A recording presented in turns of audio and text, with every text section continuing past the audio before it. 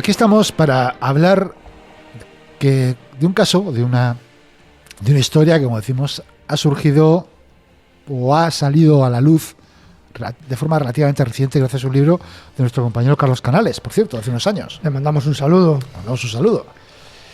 Se trata de los combates, o la batalla, que se ha llamado también los combates, la batalla de Cagayán. Cagayán es un río que está en la costa noreste de Filipinas. ¿Y qué pasó allí? Pues allí pasó que a finales del siglo XVI hubo una serie de combates entre tropas españolas que estaban ocupando, estamos hablando de 1582 concretamente, como dice la canción de los Nikis, el sol no se ponía en nuestro imperio. Eso no se ponía en nuestro imperio. La época gloriosa de los tercios. Pero es con que los Austrias y con los Borbones se acabaron nuestras posesiones. Tenéis nostalgia claro que no sabemos la canción. Tenéis nostalgia de los Trastámara. Bueno, como decimos, el imperio español se extiende prácticamente por todo el mundo. Incluso llegamos a Filipinas. Pues bien, ¿qué ocurrió en estas batallas? Porque tradicionalmente se ha dicho que ha sido enfrentamiento, o el primer enfrentamiento, o incluso el único enfrentamiento entre tropas europeas y samuráis. Esto desde luego es una exageración. Hubo incluso enfrentamientos posteriores entre tropas europeas que incluso fueron derrotadas por soldados japoneses. Esta es una historia que nos gusta mucho porque aquí ganamos. A ver, por lo menos así de claro. A mí me gusta porque aquí salimos ganando. Además salimos ganando siendo menos, además. O sea, como contra muchos. Ganamos contra muchos. Pero también la tecnología tendría que ver, ¿no? Un poquito. No te creas. Tampoco mucho. Y ahora vamos a contar por qué. Según dicen, el autor José Eugenio Borao, en un libro que se llama La colonia de japoneses en Manila en el marco de las relaciones de Filipinas y Japón en los siglos XVI y XVII, el título es así de largo, pero bueno, dice que en 1575 un cronista de la época, Juan Pacheco de Maldonado, decía que los japoneses llegaban cada año a Luzón para intercambiar plata por oro, siendo tres sus principales destinos: Cagayán, Lingayen y Manila. Las noticias que llegaron poco a poco después, en 1580 y 1581, señalan que los japoneses estaban haciendo algún daño a los nativos, en principio. Y ya en 1582 se habla claramente del pirata Taifusu.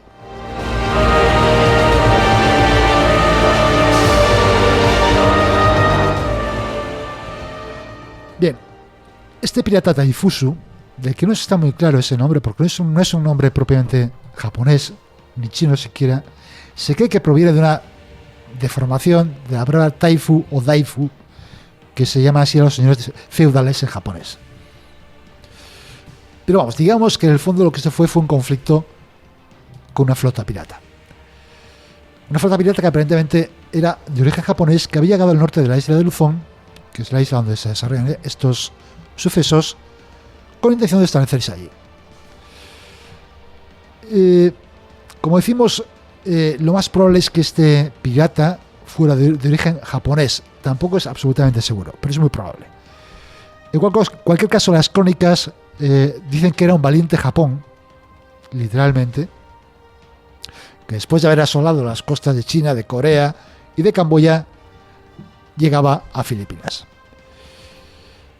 Es lógico que las autoridades españolas que estaban en Manila no les hiciera mucha gracia que este pirata, Taifusa, intentara establecerse en sus dominios, de manera que en junio de 1582, como decimos, enviaron al norte de Luzón una expedición de castigo para acabar con esta amenaza. Esta expedición de castigo estaba formada por 40 hombres armados y 2 naves de guerra, que era una galera, la capitana, un navío ligero, el San Giuseppe, y apoyados por 5 embarcaciones menores de apoyo. Y además tenía un contingente de unos 100 indígenas filipinos. Al mando iba el capitán Juan Pablo de Carrión, de 69 años. Atención. Aquí estaría en esa época estaría muy mayor, sí. Estaría jubilado, pues estuvo allí. Al mando de Juan Pablo de Carrión, de 69 años, que era, evidentemente, un militar muy experimentado, que conocía la zona perfectamente y que había combatido allí en muchas ocasiones. cómo se desarrollan los primeros combates.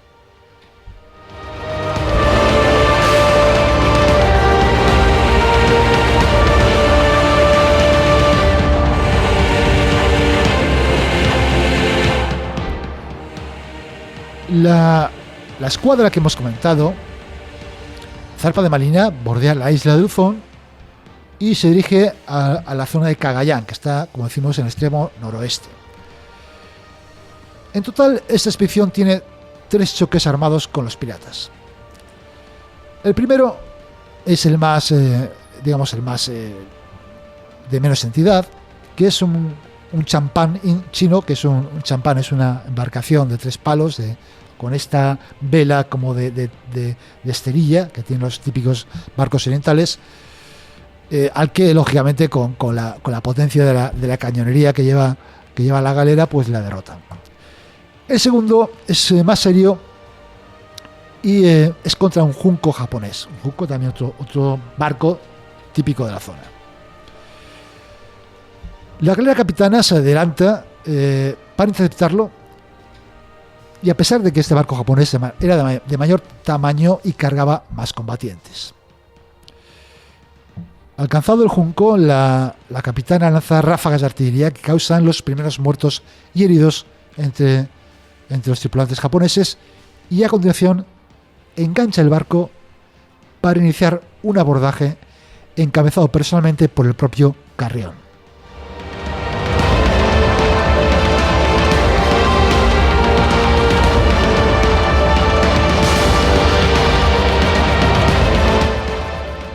Recordemos que Carrión tiene 69 años, pues encabeza el abordaje a un barco. Es decir, hoy en día estaría jubilado, pues en 1582 un hombre de 69 años estaba abordando un barco pirata.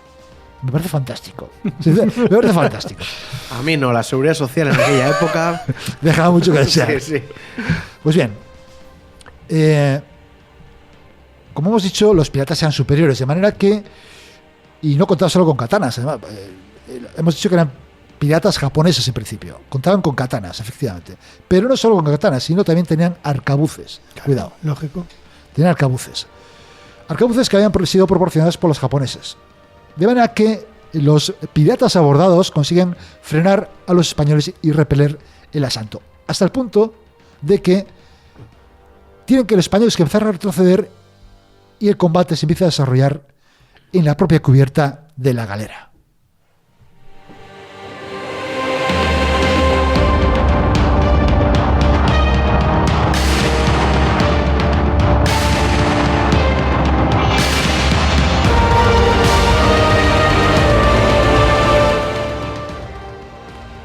Pues, como decimos, al recuperar la iniciativa de estos piratas, como si estuviéramos en un campo de combate en Flandes, los soldados de Carrión establecen una posición defensiva en la popa de la galera y forman una barrera con los piqueros delante y los arcabuceros y mosqueteros detrás. Los piqueros son los que llevan estos picas, estas lanzas largas. Pero es que además Carrión, en una escena propia de película, corta la driza de la verga mayor, que cae atravesada en medio del puente, creando una trinchera adicional para parapetarse. Muy épico, ¿eh? Absolutamente épico. Gallo, este bueno. Sí. Bien, el combate lógicamente es ayudado por la experiencia de Carrión, la experiencia de los soldados que le acompañan, la robustez de las armaduras que portan los soldados españoles, en comparación sobre todo con las armaduras más débiles que portan los soldados o los piratas japoneses. En todo caso, esta situación, esta trinchera improvisada que han conseguido, les permite restablecer las fuerzas, recuperar el terreno y, mediante descargas de arcabucería sucesivas, incluso combates cuerpo a cuerpo, hacen de nuevo recular a los piratas en dirección al su barco, al junco. Pero es que además, coincidiendo con este contraataque de los soldados de Carrión, llega el otro buque. Estamos en la galera capitana, llega el San Giuseppe, que dispara contra el barco japonés acaba con los tiradores de arcabuces que estaban allí. Y al comprender que la batalla está perdida, los japoneses abandonan los navíos, se lanzan al agua y algunos se ahogan, incluso debido al peso de las armaduras que llevan.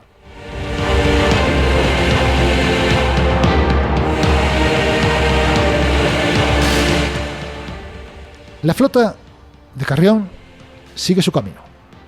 A mediados de junio, junto a la desembocadura de un río que le llaman Río Tajo, que es también llamado Río Grande de Cagayán, es donde va a enfrentarse finalmente con el grueso de las tropas de este pirata de Taifusa. El pirata contaba entre 600 y 1000 hombres.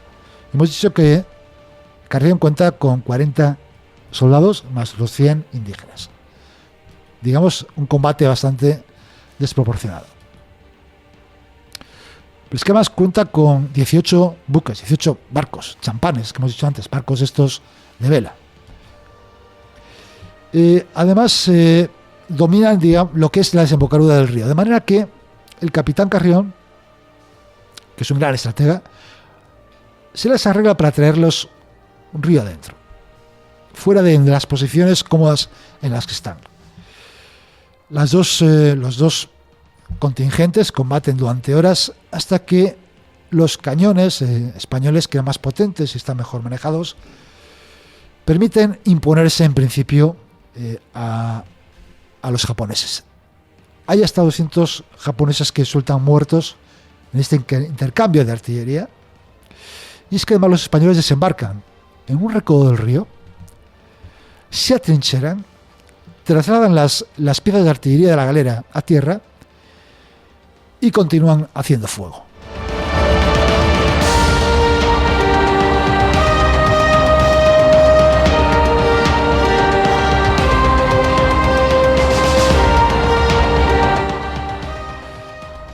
Los japoneses se han dado cuenta que se enfrentan a un enemigo que aparentemente inferior en número, pero muy bien situado estratégicamente, de manera que deciden negociar una rendición.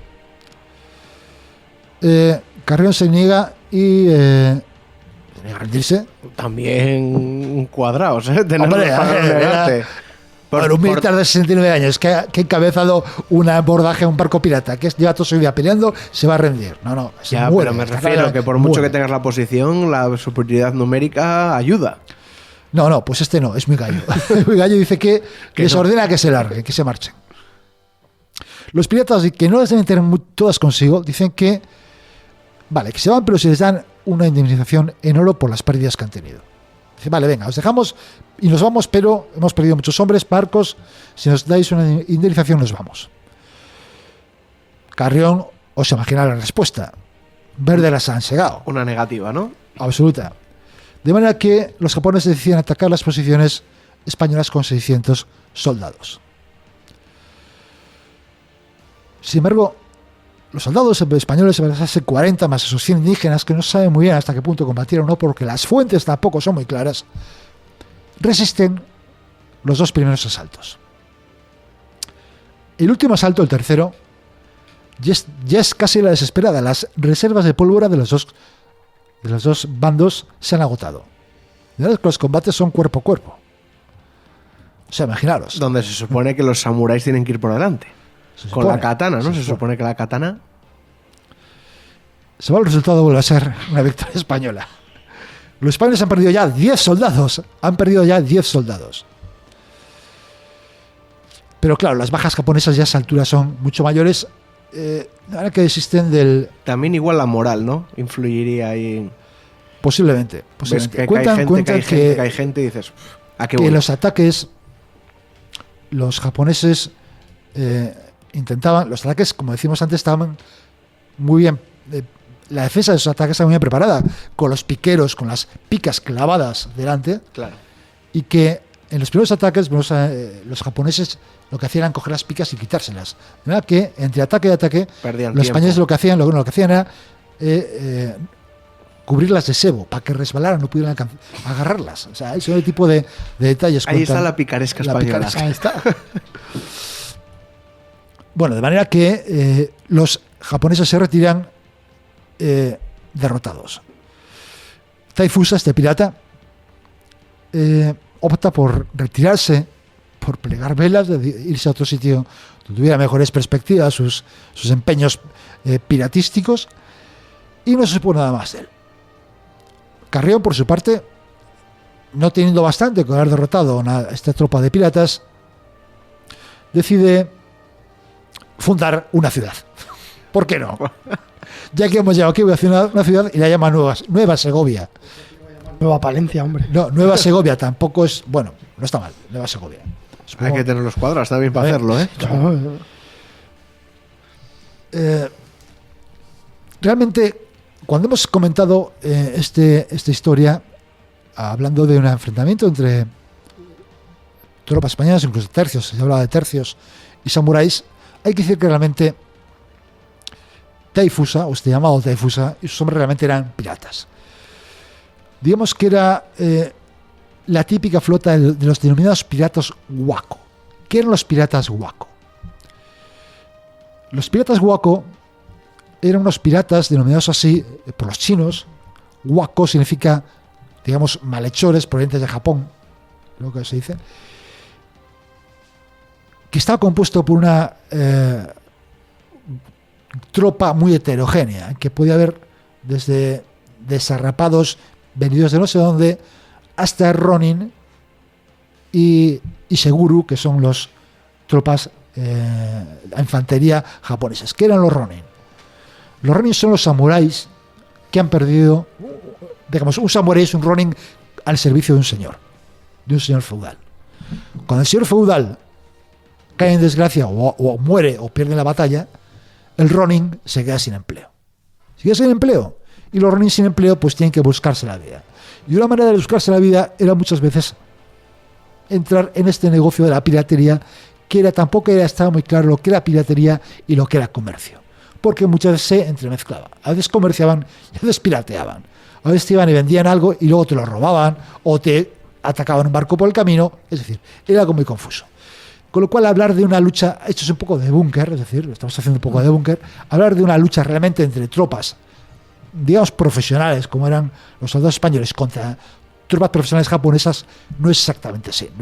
Eran tropas más o menos improvisadas, con una concepción táctica muy, muy menor, incluso con equipamiento incluso quizás inferior, porque no están igual de equipados que las tropas regulares de unos samuráis habituales, sino que digamos que venían con con el arma que podían llevar, poco más o menos.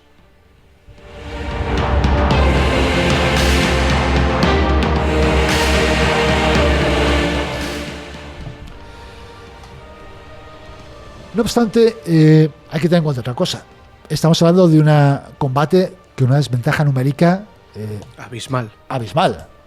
Es decir, entre 600 y 1000 piratas, aunque solo sean piratas, aunque estén armados simplemente con un palo, un machete, y eran prácticamente 1000 contra 40, realmente soldados eran 40, los demás eran indígenas, que vete a saber tú cómo reaccionaron en el momento de la batalla real.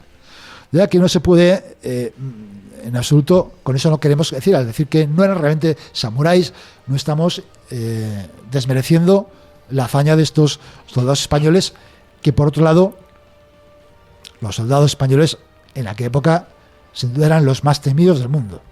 No sabemos si los mejores, los más temidos seguro. Pero también sin desprestigiar a los piratas, porque a pesar de no ser ese ejército profesional, entre comillas, por así decirlo, sí que estaban con una experiencia en combate. No, tenían experiencia en combate, estaban equipados porque, como dicen las crónicas, tenían arcabuces, tenían piezas de artillería, tenían pólvora, no eran...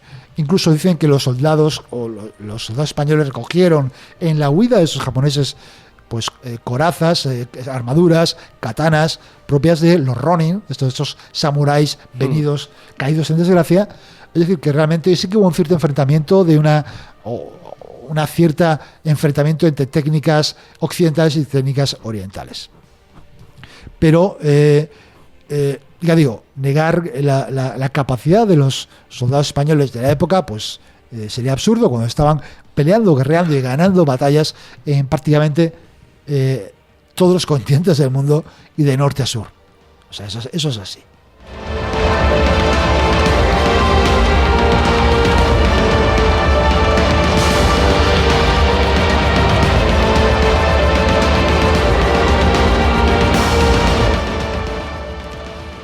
En resumen, estamos hablando de piratas o de samuráis. Como decíamos antes, un samurái es un guerrero que sirve como vasallo a un señor feudal y que recibe pasta por ello, es decir, son profesionales. Un samurái no tendría necesidad de dedicarse a la piratería.